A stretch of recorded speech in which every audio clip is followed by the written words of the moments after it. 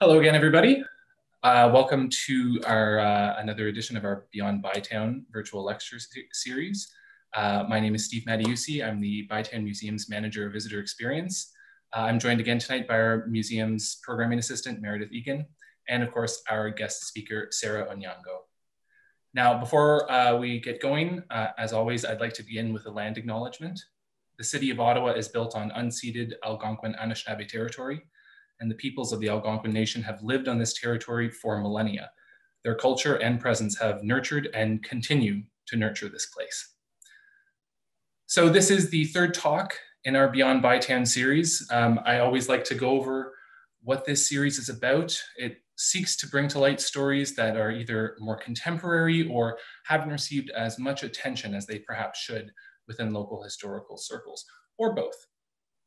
And I'd also like to thank the Historical Society of Ottawa for their generous donation that helps fund our talks. So our talk tonight will focus on the history, identity, and stories of Ottawa's Black community and the work and goals of Black History Ottawa. So we are pleased to be joined tonight by a wonderful guest speaker.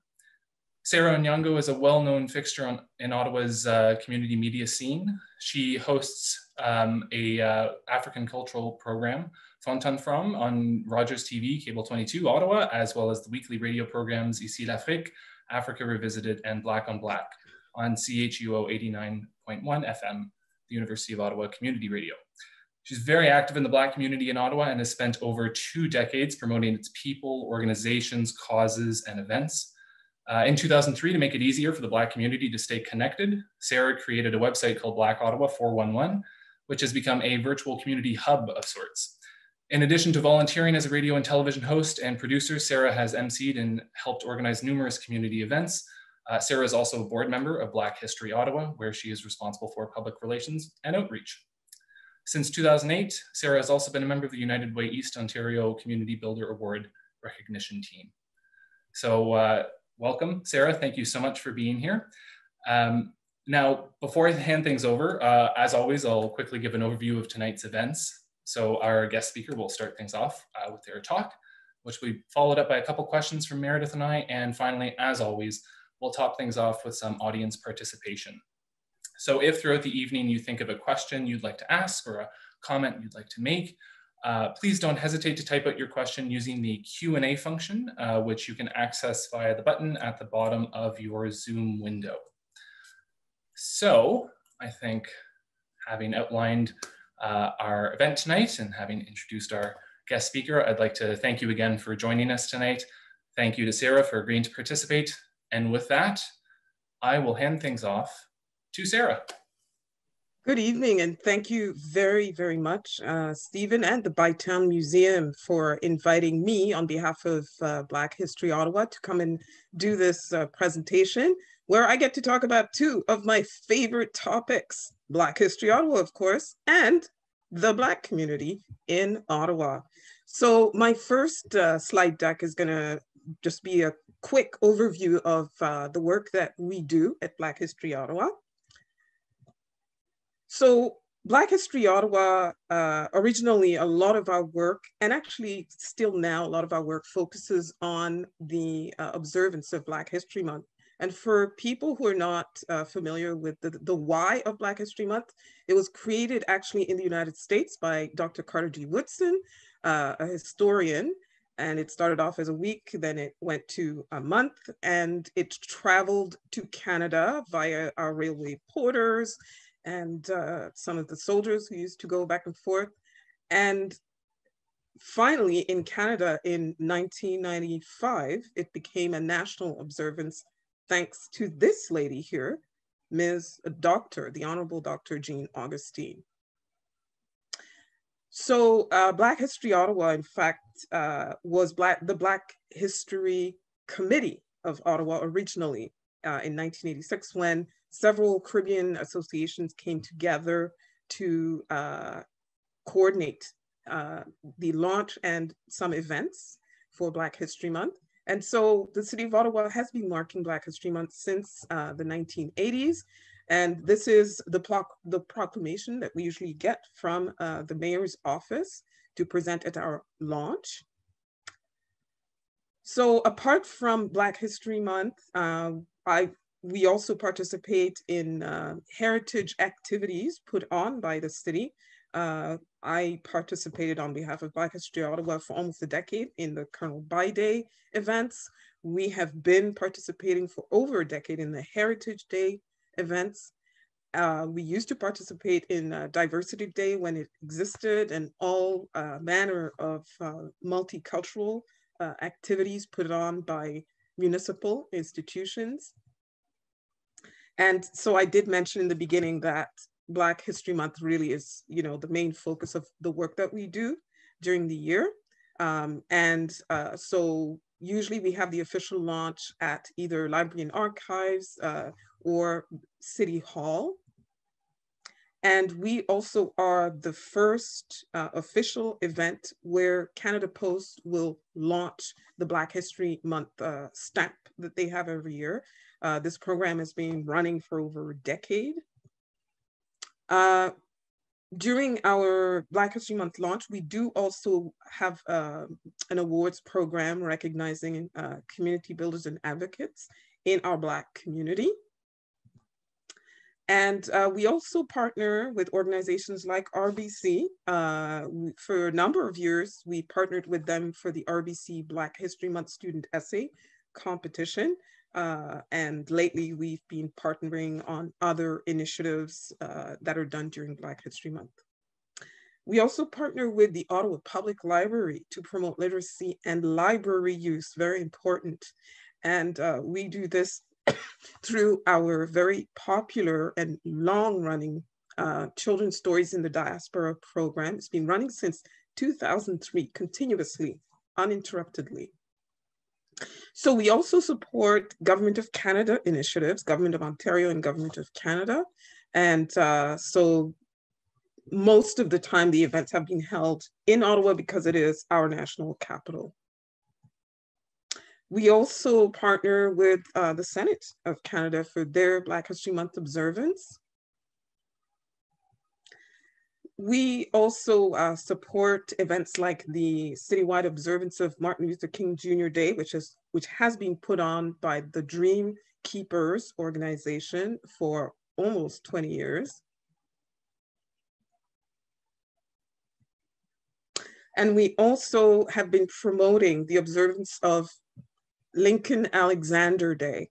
Lincoln Alexander Day was proclaimed in 2012, and it is the only national day that is named for a person of African descent in Canada. So apart from heritage activities, we also do advocacy or support advocacy on behalf of the Black community. What you see here, Black Lobby Days on Parliament Hill. We've also participated in provincial, municipal, public consultations that deal with various topics of concern to us, including racial discrimination, policing.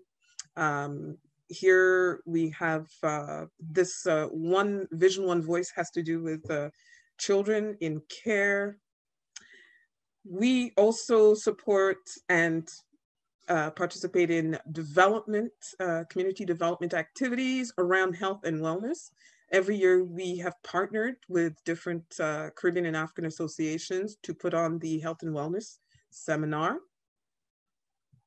What you see here, seniors are also a focus for us. What you see here is the the special tea that we've supported for seniors. We've also supported youth initiatives like the Smart Start initiative put on by the Young Leaders Advisory Council. And we also participate in activities around public safety with Ottawa Police and other organizations. We've also presented events around financial literacy as well. And part of our mandate also is to participate in creating educational resources or compiling educational resources to help people find out more about Black history and contributions in Canada and worldwide. So occasionally, one of us or myself will create a tabletop exhibit that is tailored to a specific event. Here it was a diabetes awareness event. So I created a tabletop exhibit around Blacks in medicine and science. We also, other resources we have are posters by the government of Canada, usually from Canadian Heritage. They have a poster every year, so we get shipments of posters to distribute to schools and other institutions, as well as to individuals. So this is what I'm doing right now, presentations, but I do them in schools as well. I'm not the only one who does the presentations. We do presentations, mostly high school. Because of the pandemic, it's virtual lately. And in terms of resources, we also participate in projects like this documentary about the West Indian domestic scheme. You'll hear about that later in my presentation on the history of our community. So some of the partnerships that I mentioned, I did mention Ottawa Public Library, Library and Archives, but I did mention Institute of African Studies at Carleton University. We also support the work that they do. So if you want more information about us or you want to reach us, here's all the information, our website address, our email address, and our Facebook page. Excuse me.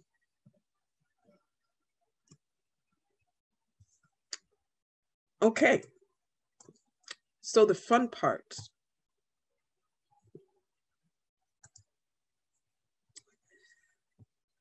So, yes. So Blacks have been in Ottawa for longer than you may know or think. And so what I'm going to be doing with this presentation is I'm going by eras.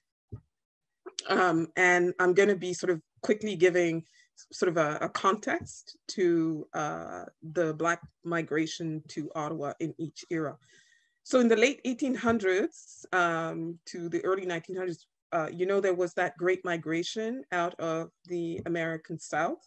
A lot of them went to Alberta and Saskatchewan.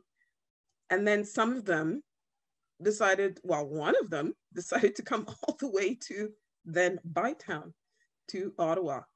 This guy, Paul Barber, who was born in Louisville, a child of enslaved parents. So he arrives in Ottawa in the 1890s. He marries this white woman, and they have a family. And this was one of the first known interracial Black-white marriages, first recorded anyway, here in Ottawa. And so in 2016, for those of you who know Lower Town, you may want to go look for a street, a little piece of street called Barber Street. It was named after him because he was a very prominent figure, especially in the horse rearing and training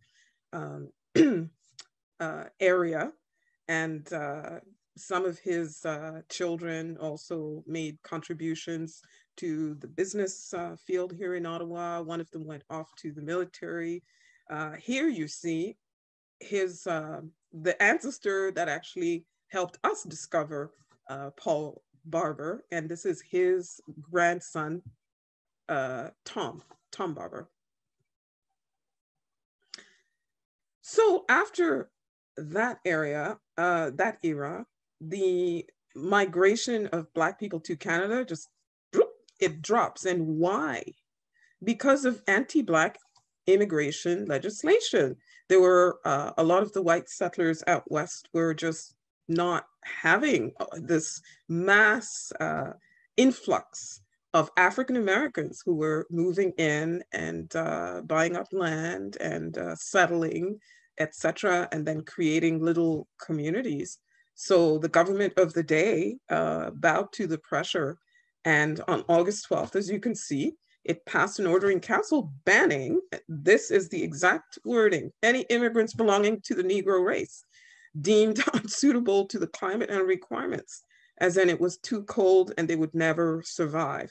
So they had to shut down the migration of Black people to Canada, and obviously migration drops. So the Black population just drops, and it doesn't pick back up until the 1930s and 40s with World War II, when they recruit men, some of them from the West Indies. There were about 300 West Indian men and women who signed up to fight in the Canadian Armed Forces, the Merchant Navy, and Army as well. And guess what? Some of the ones that fought with Canadian forces went back to their countries, and later, when their countries became independent, became prime minister. You've got Milton Cato, St. Vincent, Errol Barrow of Barbados, and Michael Manley of Jamaica. But another one of those recruits actually ended up coming here to Ottawa, settling in Ottawa, and his name was Herbert Augustus Brown. He was born in Jamaica, and he rose to the rank of sergeant. And what was good about being in the Army, it gave you automatic citizenship. It was a path to citizenship here in Canada.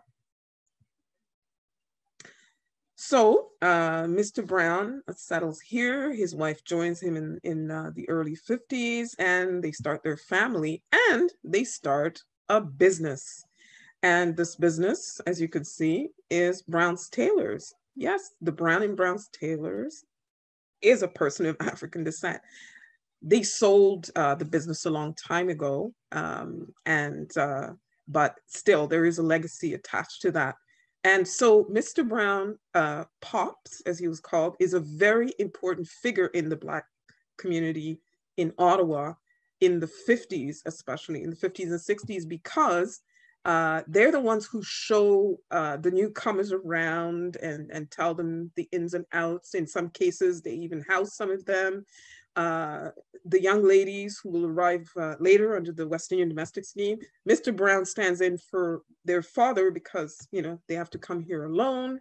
And at those weddings, the dresses they wear are made by Mrs. Brown, Estelle Brown. So also in the 40s, in 1949, this gentleman, James Calvert Best, moves to Ottawa, and he becomes quite a prolific public servant, and he co-founds the organization which will later evolve into the Public Service Alliance of Canada. He also becomes Canada's first Black Assistant Deputy Minister and the first Black High Commissioner from Canada. And if that Best name rings a bell to you, it's because he is the son of renowned activist Carrie Best. Oh, and by the way, he came from Nova Scotia. So what happens in the 1950s? Well, in the 1950s, you get labor schemes because there was a labor shortage.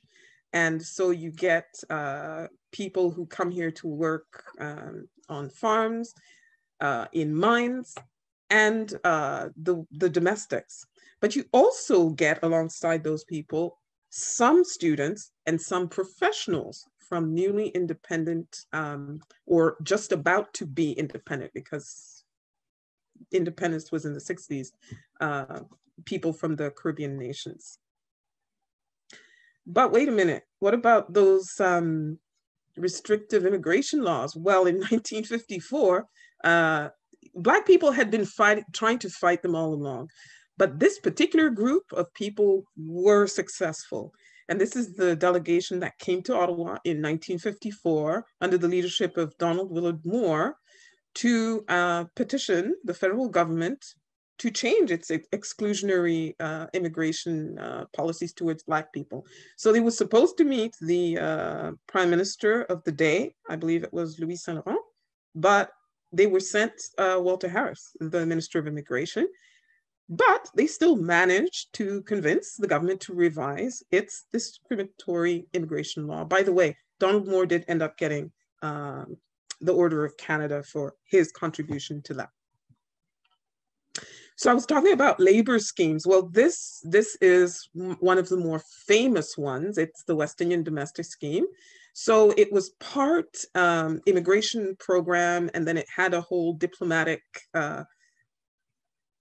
sort of flavor to it, because this is Canada trying to create ties with these Caribbean nations. So here you see the particulars, you know, all the requirements. And so some of the women came here single, but weren't single, okay?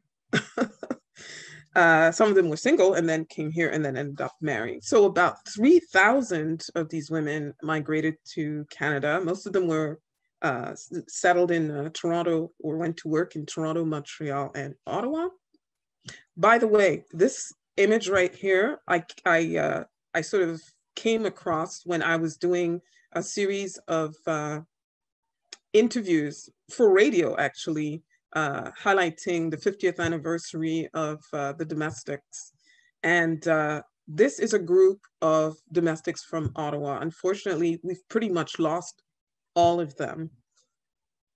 But these ladies really are, along with the Browns, sort of the foundation of the Caribbean, the early Caribbean community. And so here we see two of the ladies from that picture.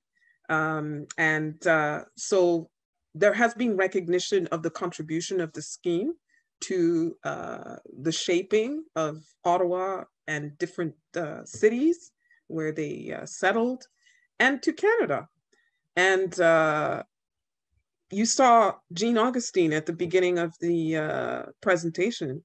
Well, Miss Jean Augustine came to Canada from Grenada in the 60s through the West Indian Domestic Scheme. And so other recognition, the oral history project that Black History Ottawa collaborated on with Jacques Combit. And last year on Emancipation Day, the Government of Canada announced that this West Indian Domestic Scheme would receive the designation of National Historic, Canadian National Historic Event. So this is one very well-known couple, one very popular couple that came out of that West Indian Domestic Scheme. You have Florence Robinson and her husband, Milton. And Florence worked for a senator, actually, and pretty much worked with that senator for quite some time. And Joanne Robinson is the daughter, and Joanne Robinson is one of the people who really has been advocating for that history to be shared, celebrated, and well documented. And Joanne Robinson is a community builder and leader in her own right, following in the footsteps of her parents. So remember, I told you in the 50s, other mostly Caribbean people came to Ottawa as students. Myrtle Lapierre was, what, 19 years old, I believe, when she left Haiti by herself to come and finish high school here. This was in 1956. But with sheer determination and brilliance, she managed to earn several degrees at the University of Ottawa. You can see all of them here. I didn't put everything. She got a pile of certificates on top of those. But she went and did this at the University of Ottawa, and she graduated and then became the first Black Francophone nurse in the Ottawa region. And look at the longevity of her career. She also was an advocate for newcomers, especially the ones from Haiti and French speaking, around HIV/AIDS awareness and cultural sensitivity for mainstream people working with these communities who just really weren't familiar with all of their cultures and habits, etc. And of course, Myrta got the Order of Ontario in 2018. Another person who came to Canada in the 1950s and settled in Ottawa, June Gervin. June Gervin, an educator, she ended up becoming, again, a lot of these people in the 50s were the first this and the first Black this and the first Black that. Acting principal, education officer, but she is most well known in this Black Ottawa community for being the founder of the Jikira Dinkinesh Education Center that has offered so many different initiatives, a lot of them child and youth centered and public history centered. She also is the person who initiated the National Child Day observance in Ottawa and launched the Ottawa as a Child-Friendly City initiative. And she also is one of the main champions in Ottawa of this UN Decade for Peoples of African Descent. And she got the Order of Ontario in 2016. Another person who came to Ottawa in the 50s, but this one as a student, just like Myrta, Lloyd Stanford from Jamaica, and he ended up becoming a public servant, a teacher at Carleton, and a researcher. A lot of us in the community know him most best for his role in the theater group Third World Players, which was started in 1978. You're going to see another person who co-founded that theater group. So Third World Players has now become a radio show on CKCU every Thursday night at 6 o'clock. So you can hear all kinds of wonderful interviews dealing mainly with literature, Caribbean and diasporic literature. He's also a past president of the Royal Commonwealth Society. Someone else who also, he arrived in Canada in 1956, but he didn't settle in Ottawa until 1964, Des Duran. Des Duran, who did a lot of work around racial equity, advocating for better police community relations. So that's the 50s in a nutshell. And I'm just saying that, you know, it's not comprehensive. I'm just sort of, you know, broad strokes. So what happens in the 1960s? Well, the federal government finally ends racial discrimination as a feature of the immigration system. And in 1967, the point system. So you were ranked according to education, linguistic ability, and family connections, not race, color, or nationality. Oh, and also you had to have skills, especially skills in demand. Also in the 60s, as you might know, Caribbean and African countries were becoming independent. And so high commissions were established here, Jamaica, Trinidad and Tobago, Barbados, and others. And as a result, you got an influx of students, Black students and professionals and tradespeople from the Caribbean. But some of those Caribbeans came to Canada via the UK. There are several families in Ottawa like that. One of them was this one, Maudrian, Burke Brown, and Alfred Brown, who arrived here in 66. And around that time, now you start to see more Caribbean businesses being created. They grill tropical foods. Maudrian was also, one of her contributions is being one of the founders of the Special Education Division for the province of Quebec. Another person who arrived in the 60s, this gentleman, Dr. Horace Alexis, who came here for medical school. And then he established his medical practice in Ottawa in the mid-70s after having a really hard time in Petrolia, where he had gone to try to have his career as a medical doctor. But in this community, we know him best because he's the founder of the Black Canadian Scholarship Fund. He founded that in '96. to help disadvantaged Black students who wanted to become a doctor like him, or a lawyer, or just really pursue higher education. And it's still going strong. They've raised many, many thousands of dollars, sent many cohorts of young Black people to university.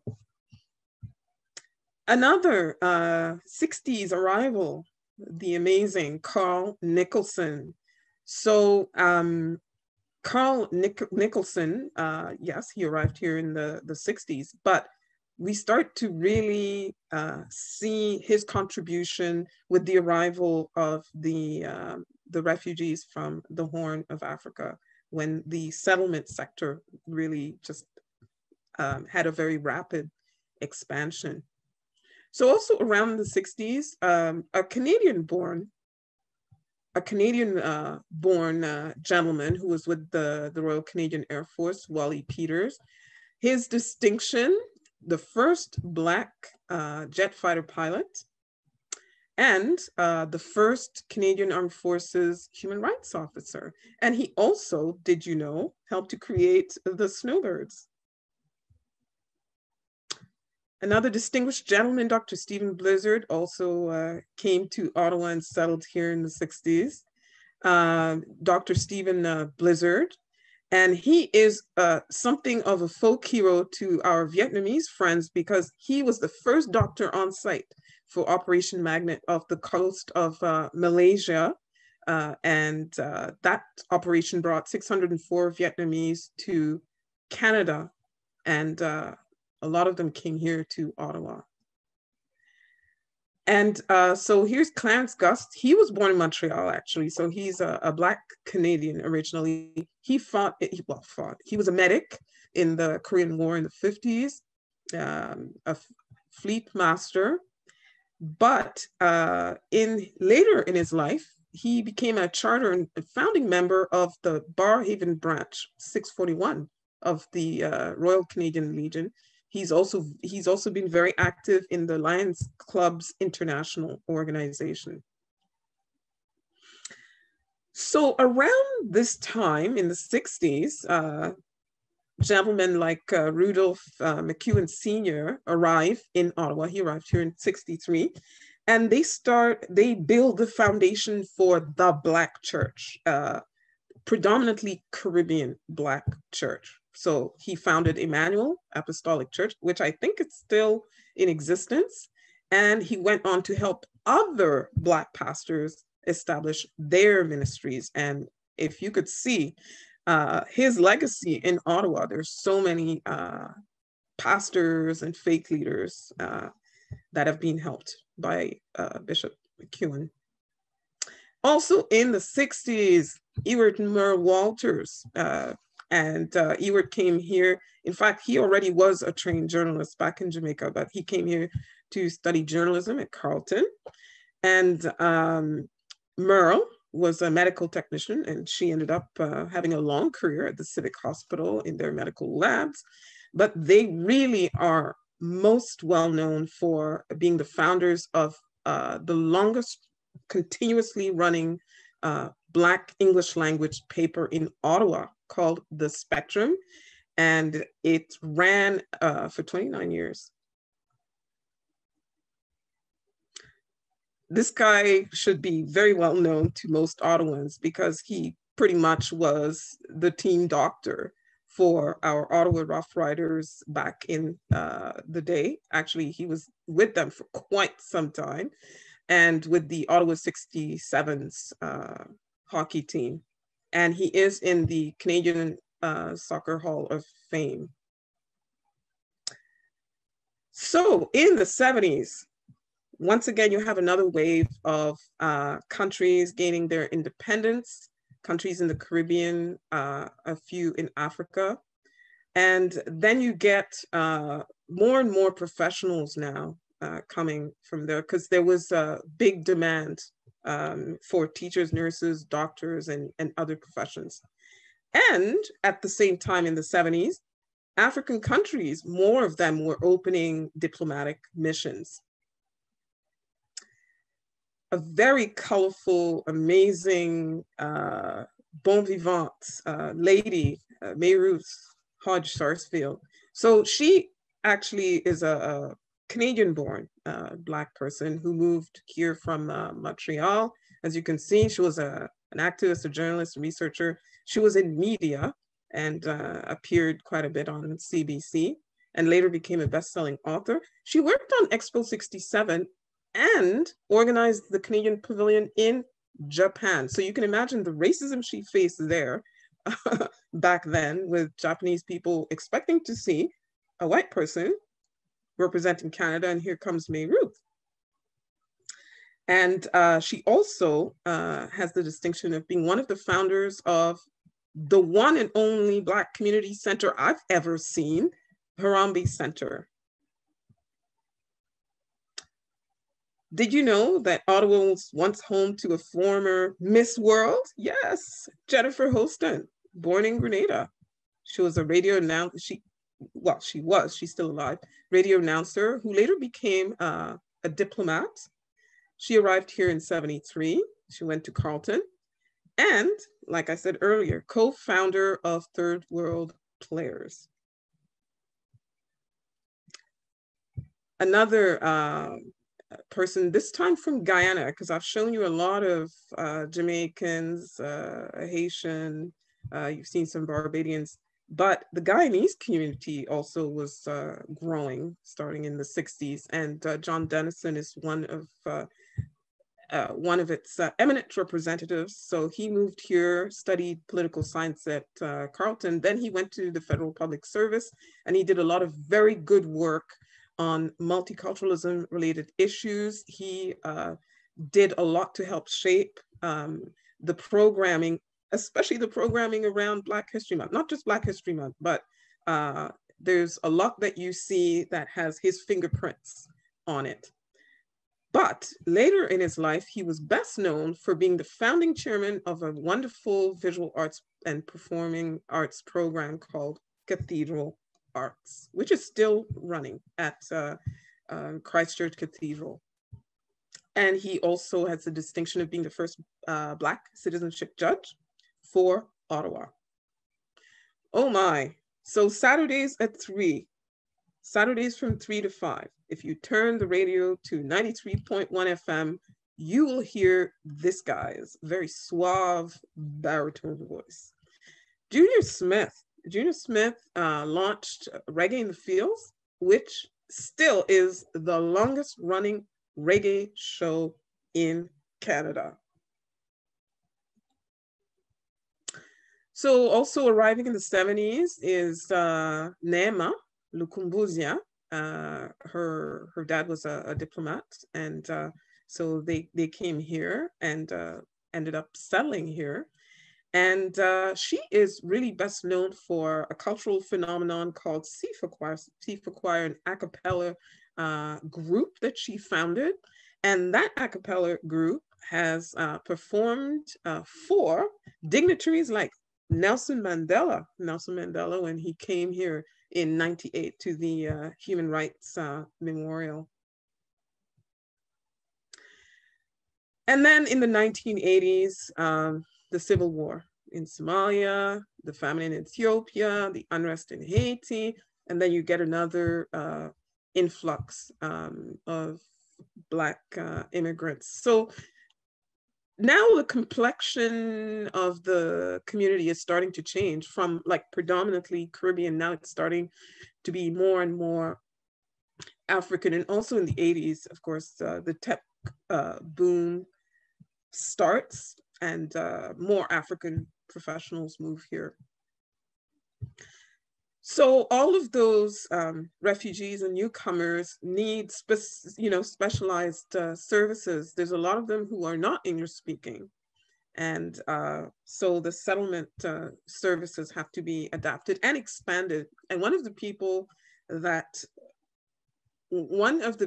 who was involved in that was Lucia Spencer. And so you can see she was a champion for immigrant women and families. She was born in Antigua. And these are all the organizations that she either led or was a part of.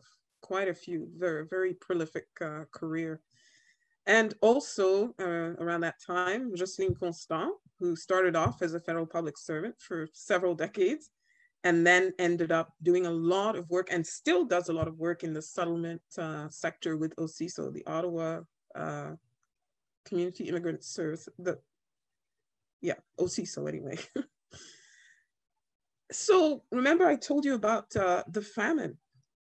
So this young lady, Ainalem Tebeje, I don't know if you remember the television coverage around the recording of Tears Are Not Enough by our Canadian Northern Lights, I believe it was. Our our Canadian artist. Well, she was sent by the government of Canada to go and talk to them during the recording session, so that she could explain to them why what they were doing was important. So, and then she ended up afterwards founding her own nonprofit organization to help with education in Ethiopia.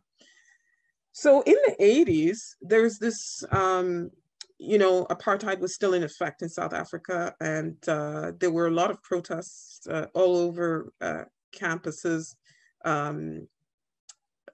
across North America and in Canada. And the government of Canada sort of made allowances for some of the dissidents to come here.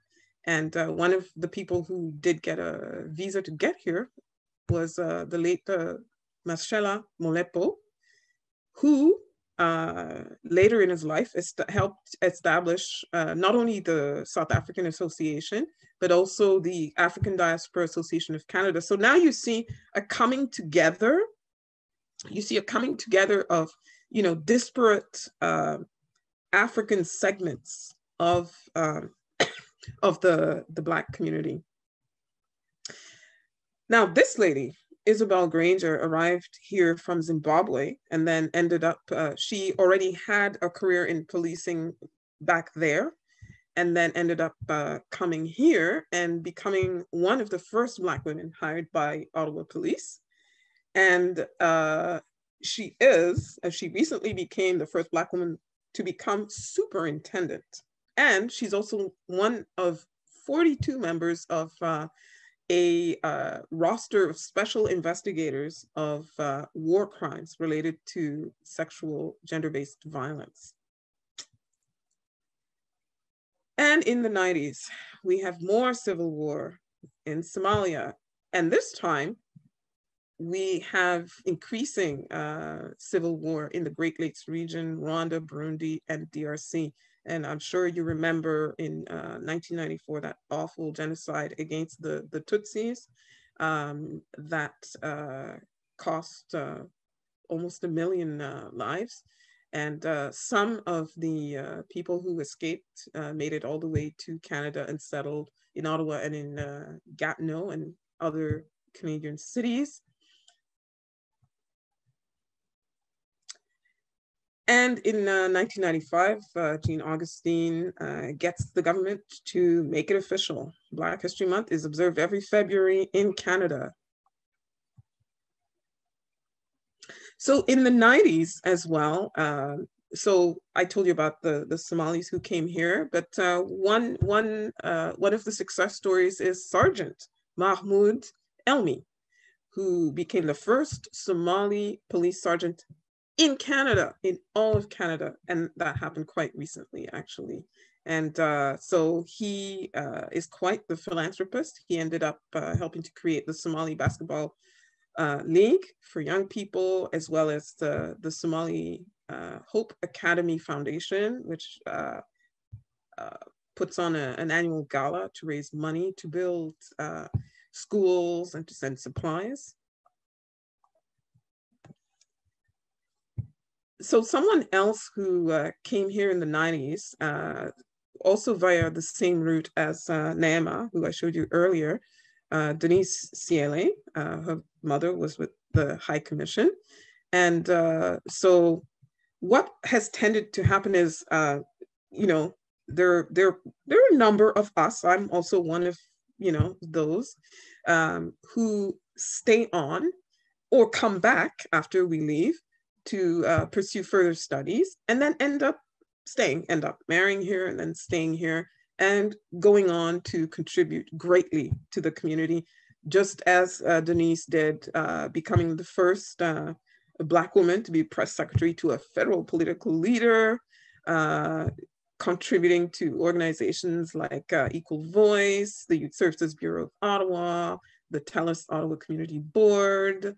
And she was also one of the founding members of the East African Students Association, because as all these waves of Black students come in, without their families, they need, you know, to sort of find a sense of belonging. So they tended to get together in associations. So I don't know why this is skipping, but anyway. So one of the I'm sure you may or may not have heard that Ottawa is quite the hotbed of spoken word. And this is in part thanks to people like this young man, Anthony Bansfield, who, as you can see, he's the national coordinator for the Northern Griots Network, but he initiated the production of a very popular album called Word Life in 1998, one of the first widely known recordings of Canadian spoken word. And there you see some of the previous groups of spoken word artists in Ottawa.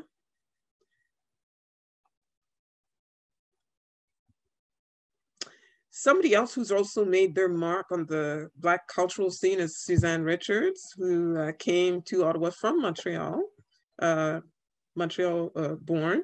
She is the owner and artistic director of the Cultural Arts Studio of Afro-Caribbean Dance. And if you have ever been to those recitals they have every year at Schenkman Arts Center, if you haven't, you should.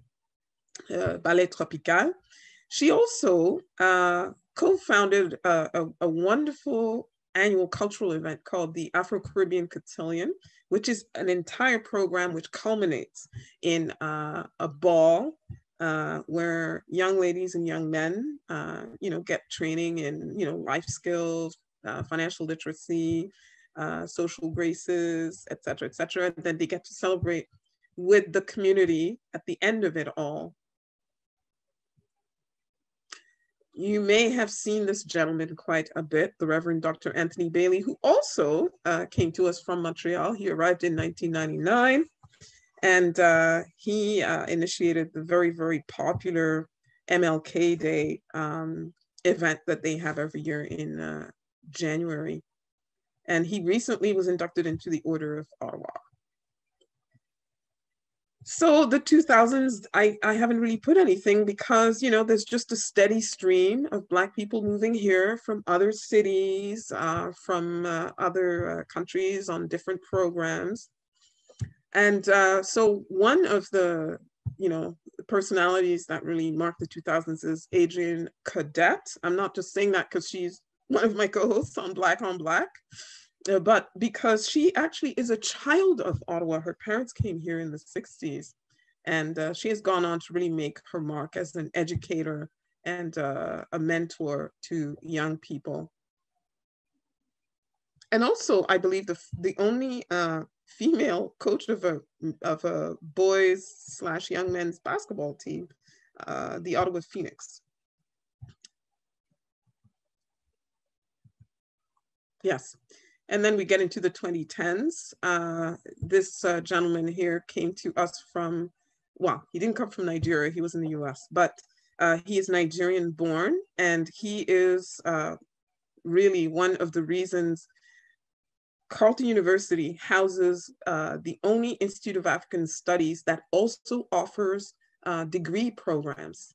And unfortunately, we lost this award-winning author in that awful crash that happened in Ethiopia in 2019. And then we have Jamal Jackson Rogers, who is making his mark in the, not just the spoken words and poetry scene, but also just empowering up and coming Black creators and performing artists. He also has the distinction of having been Ottawa's first English poet laureate in almost 30 years. Okay, I don't know what's happening with that. There we go. You may have seen Gwen Madiba, who recently was inducted into the Order of Ottawa, this former model, award-winning speaker, but lately mostly known for her human rights work, women's empowerment, and with all the work she's been doing with members of the Black community who've been hit really, really hard by this COVID-19 pandemic. We also, oh, that's not her name. Her name is Mante Molepo. Sorry about that. So Mante trained as a lawyer, but recently her career has changed, has evolved into that of a human rights advocate and an equity and diversity advisor, especially with, I believe it's the Catholic School Board.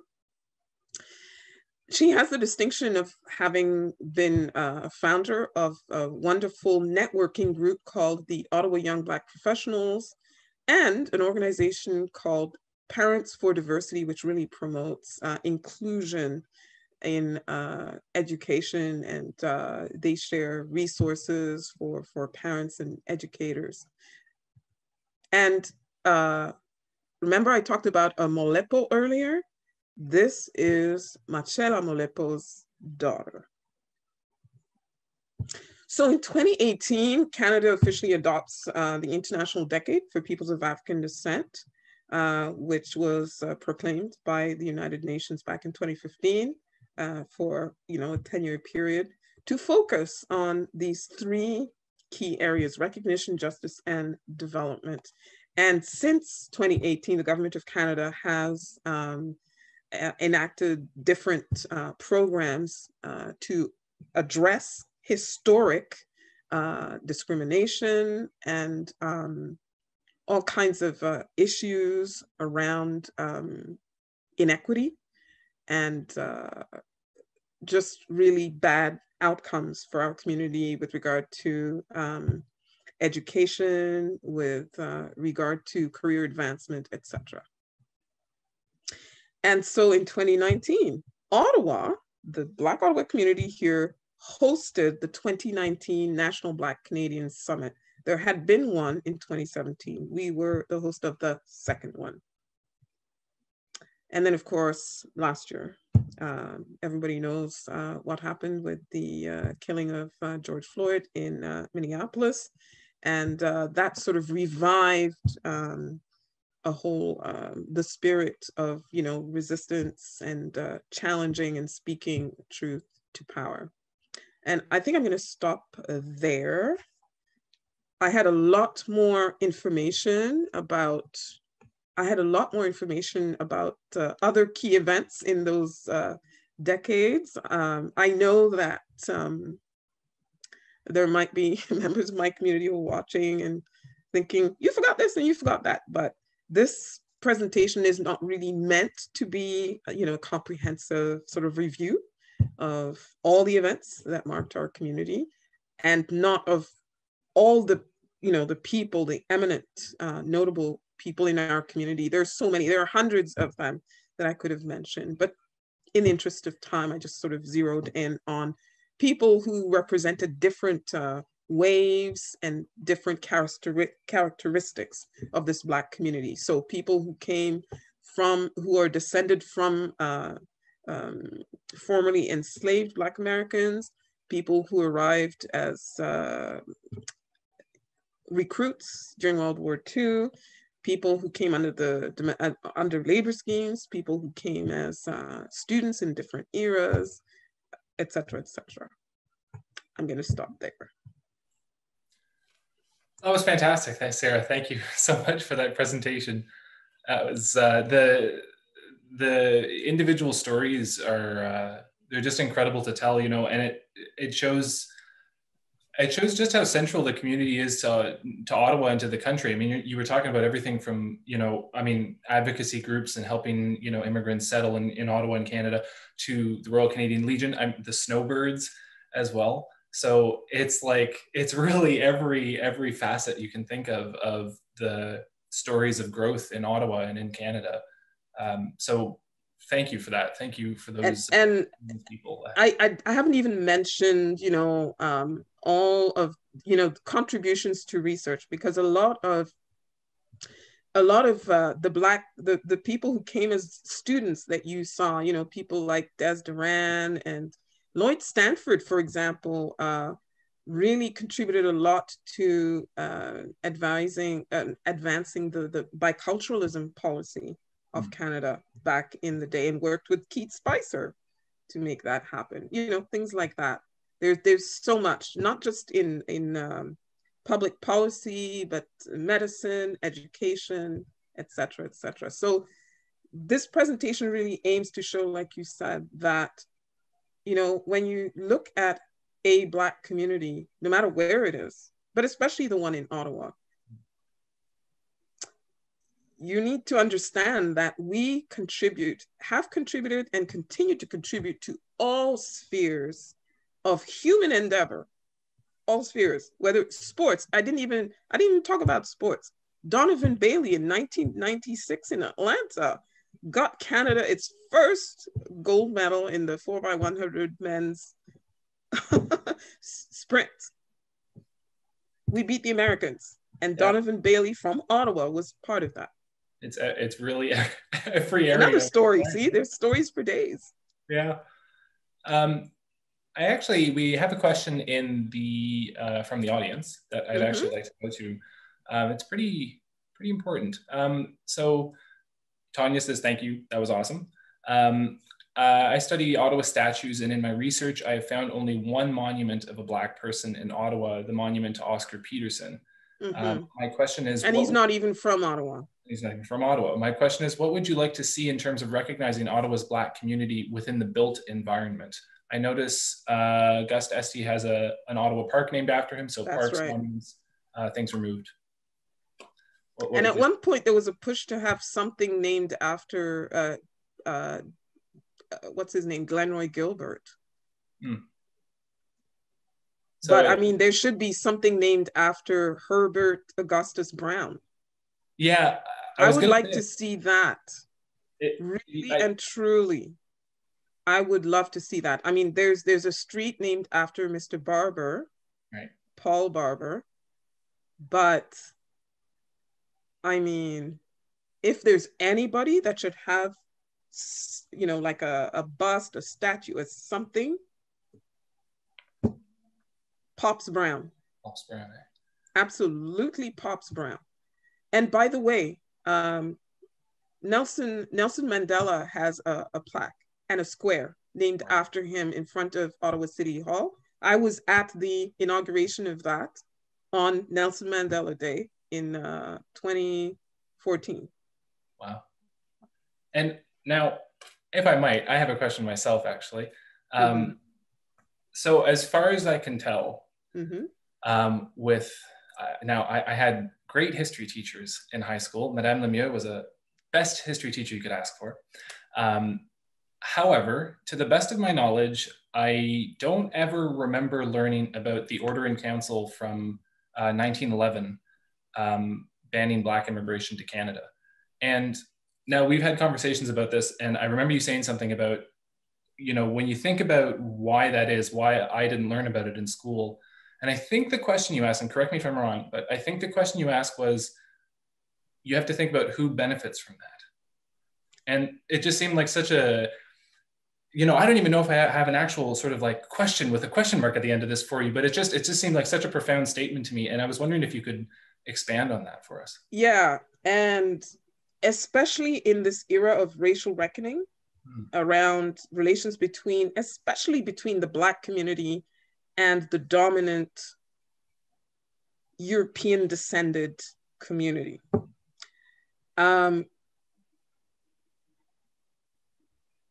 more and more you hear people asking questions like, who's not at the table and why not? Right? So the history of a country, and this is why I got involved with Black History Ottawa back in 1993. I've been with Black History Ottawa since 1993, is because when I came back, well, first of all, I went to high school here. I did 3 years and 4 years of university. Not a peep about some Black people. I had no idea there was even slavery in Canada at all for almost 200 years. I did not know that. But when I came back to Canada, I got married and came back to settle. And I started looking around and trying to attach myself to something that spoke to my identity as a Black person. I couldn't really find very much. And then I started wondering, wait, Canada is on the other side of the US. So Black people have been here, right? And then I found Black History Ottawa. And then I discovered that, wait a minute, Matthew DaCosta, what? 1600s? What is this? And it's kind of, you're going down this rabbit hole of, you keep finding this, that, snatches of it. And at some point, I did ask myself that question. And I realized that it doesn't fit the narrative.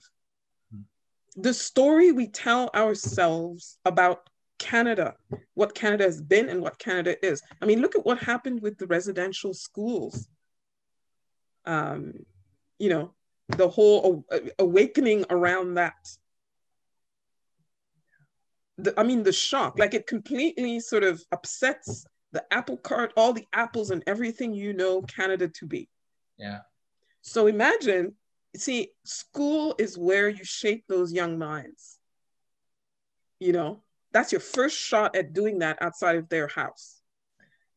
And if the country is run by the predominant European descended, and they have a story they tell about Canada, the role of their people in it, and what their leaders did to make Canada what it is, it's not pretty. If you start talking about, you've got Sir John A. Macdonald, and he was a racist, and Wilfrid Laurier, and he was a racist, and blah, blah, blah. And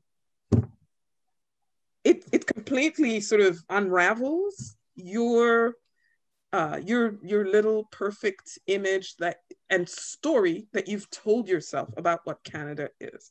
The only problem with that is, if you don't tell the truth about what Canada has been, how in the heck are you going to create a whole and authentic identity for this country? You are not. So there's still time to catch up, because Canada, we still don't know who we really are. We don't. Canada is still figuring itself out. And we as Black people in Canada, we're still trying to figure ourselves out. We're like, no, we're not the Americans, because we don't do the melting pot. We do the mosaic. But the mosaic has its challenges, because as you can see from my presentation, you have all these different communities where the Somalis are over here, the Ethiopians are over there, the mostly Jamaican, and then all the Anglophone Caribbeans are over here. And here in Ottawa, we have the Anglophone and Francophone divide that we've had to deal with, just like the mainstream with their Anglophone and Francophone divide, except for us, you layer on, the regional differences, and even within our own community, the ethnic differences, right?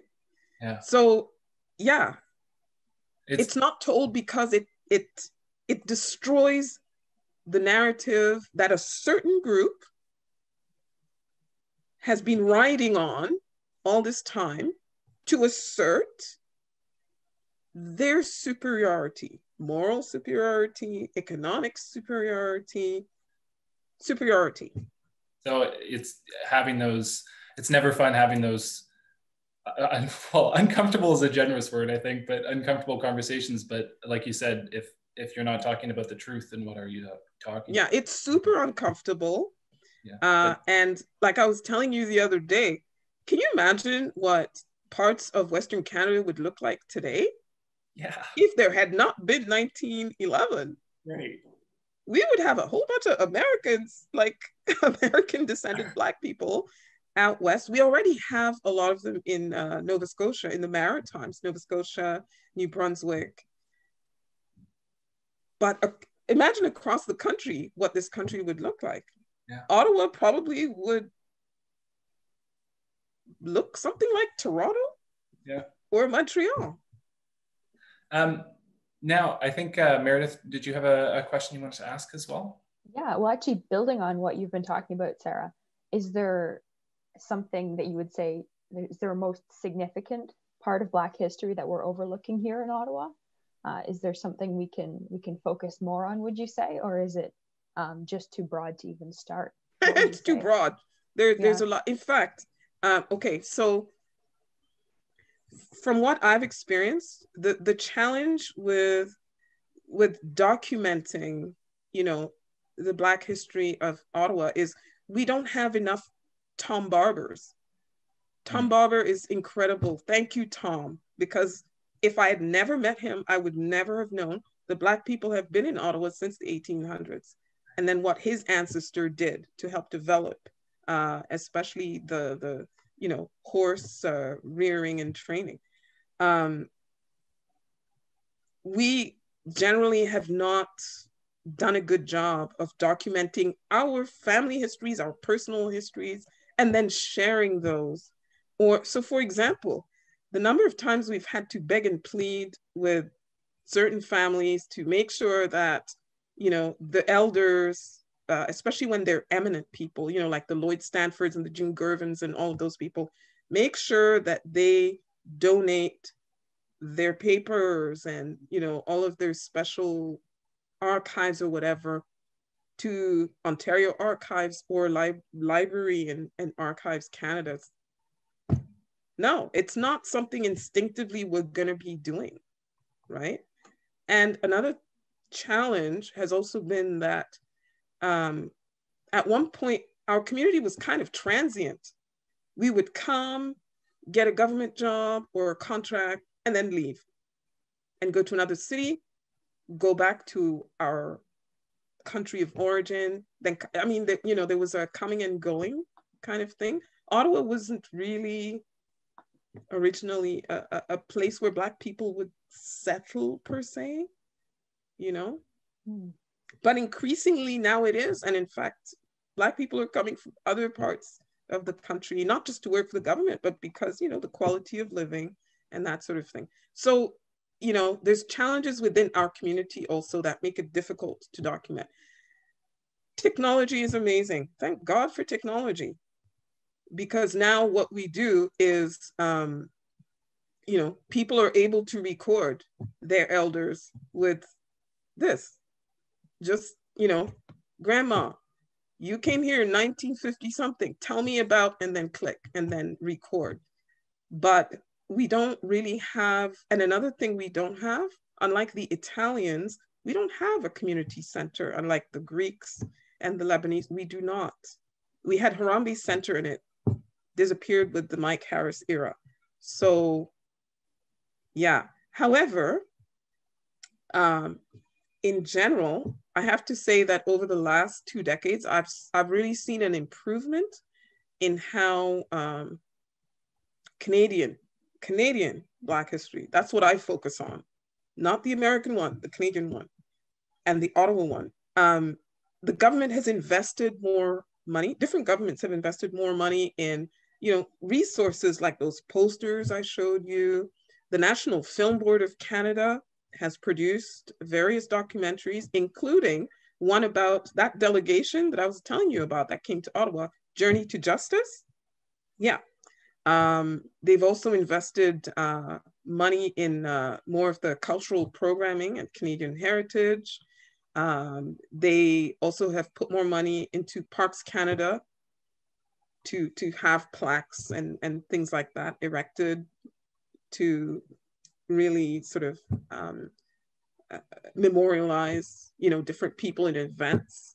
And the Canada Post stamp program as well is a marvelous thing that has exposed all Canadians to people and events. So for example, last year, Black History Month 2020, our focus was Black hockey history, right? The Colored Hockey League of the Maritimes, who were the precursor to the National Hockey League. Those were some Black men who worked at the ports during the day and then to, you know, work out, etc.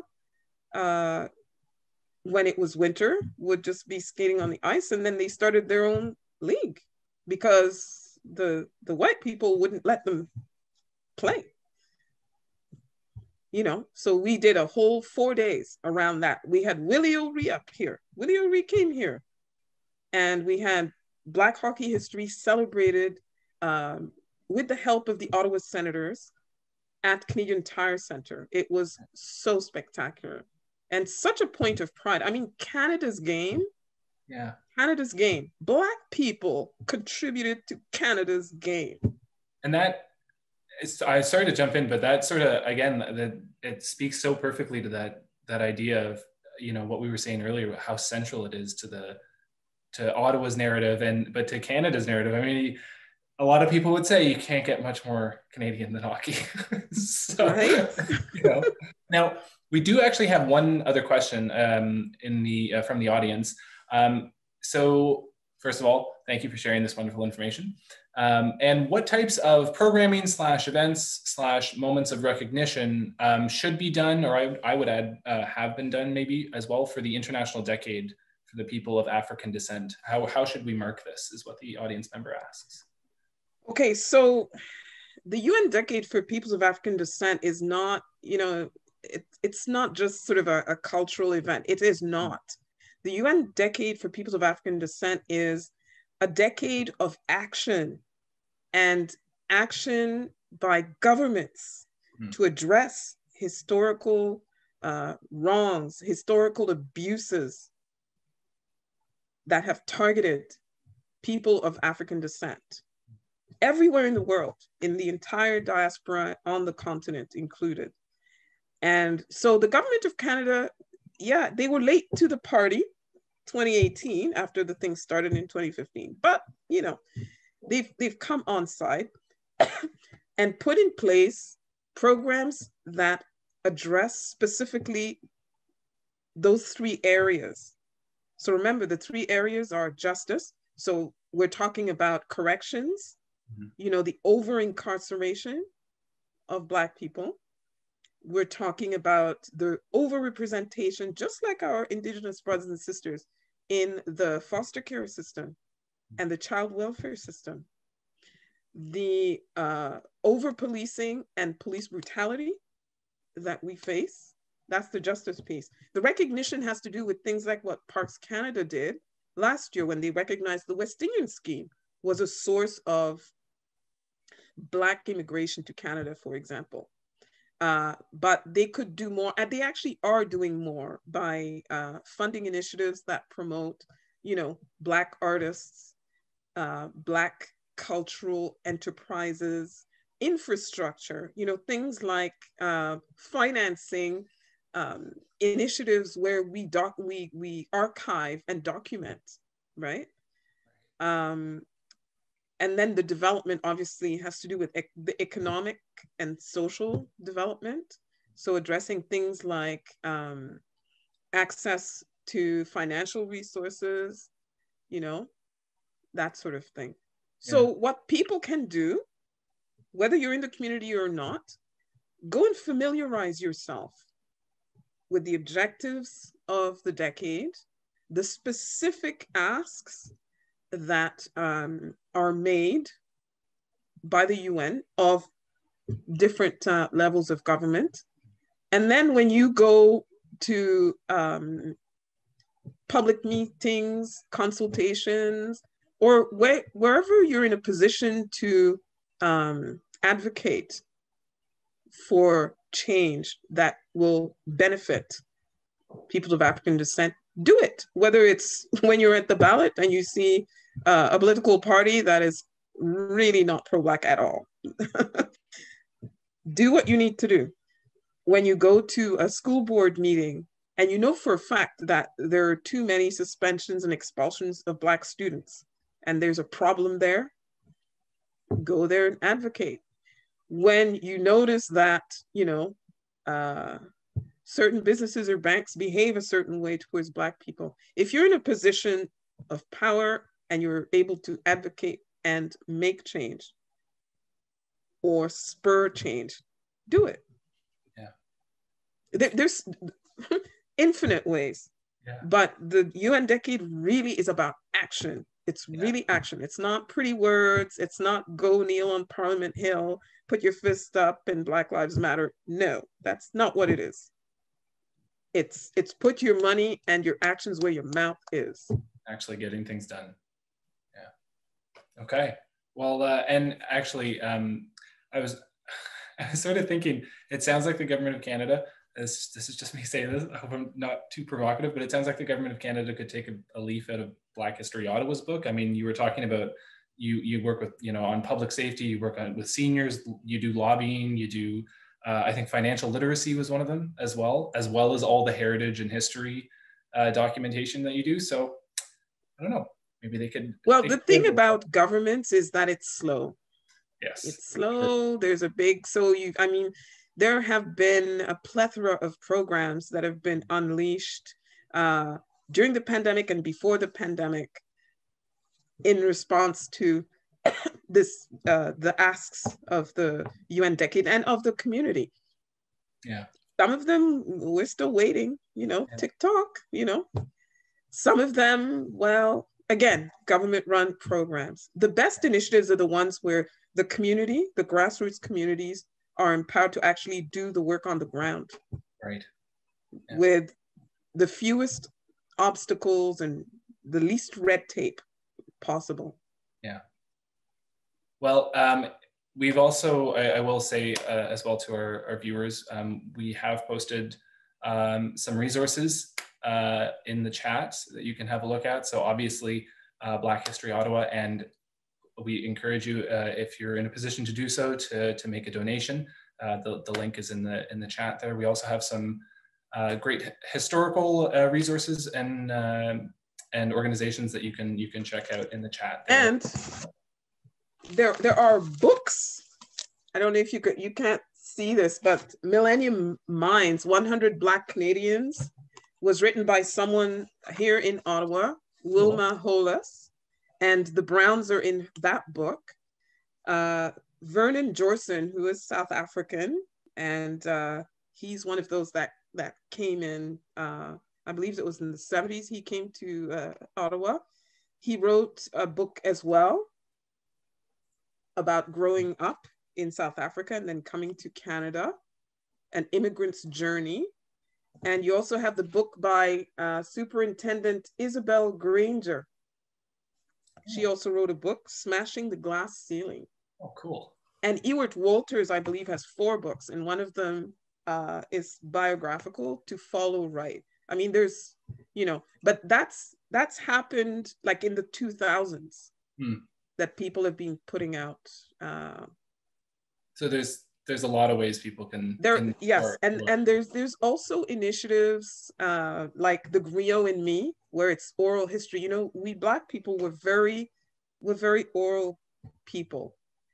And so oral histories have been recorded. More and more people are interested in making documentaries as well. And a lot of people have taken to YouTube as well. Sure. Yeah. To spread the knowledge. That's fantastic. It's really fantastic. And yeah, I think there's a lot of ways to start learning. And I think it's great that it's all sorts of different media as well. It's reading, it's watching, it's writing. Oral history is always fantastic to listen to. So yeah. We really encourage all our viewers to check it out. But for now, I think we've had some audience participation, and thank you for answering our questions as well. I was really keen to ask you about that Order in Council, but thank you very much, Sarah, But I'm sure if people dig deep enough, yeah, they actually will find it. So for example, another story is the story of the number 2 construction battalion. And why did we have to have, like, don't people wonder, why did Canada have to have one all-Black battalion? Yeah. Why? Well, discrimination back then, World War I. Right. When French Canadians were being conscripted and didn't want to go, Black people wanted to go, and they were not allowed to go fight with the Canadian Army. It's so odd. It's the same with the ban on the immigration. I mean, we saw like you were talking about in the 70s when the professionals were starting to come through. These were teachers and doctors and nurses, and for some reason in 1911, apparently we didn't think we needed those sorts of people to yeah. And the worst part of it is, they didn't want to let it. Even people who came from other Commonwealth countries. We have the British education system in common, and you still don't want those people in there. And another piece of information that I should share is that the West Indian Patriots that I showed you, who were recruited during World War II, in 2005, the daughter of Owen Roe, the late Owen Roe, he came at the age of 19 as a soldier.